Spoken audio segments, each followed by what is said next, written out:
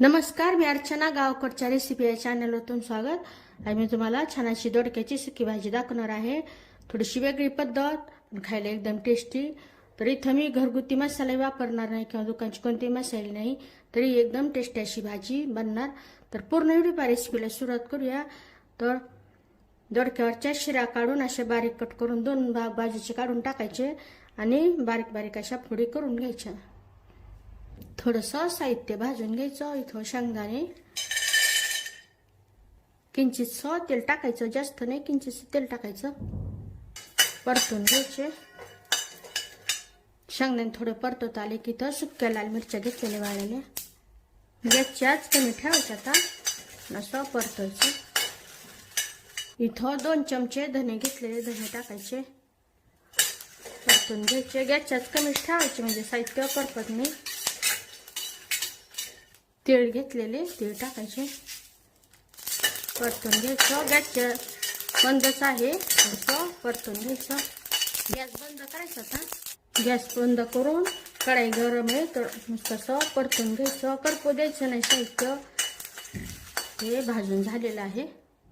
यामध्ये लसूण, लसणाच्या पाकळ्या असं मिक्स करून घ्यायचं, गरम करून घ्यायचं. साहित्य काढून घेऊ. थंड झाल्यानंतर मिक्सरला बारीक करून घ्यायचं आणि सुक्कच बारीक करायचं.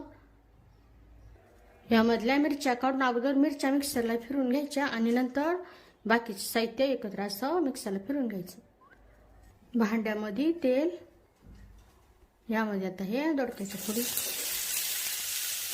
गॅसच्या मोठी ठेवून व्यवस्थित अशा परतून घ्यायचं.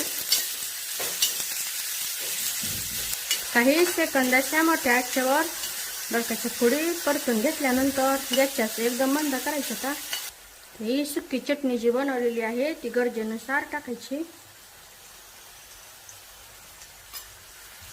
मिक्स करून घ्यायचं. गॅसच्या एकदम मंद ठेवायची.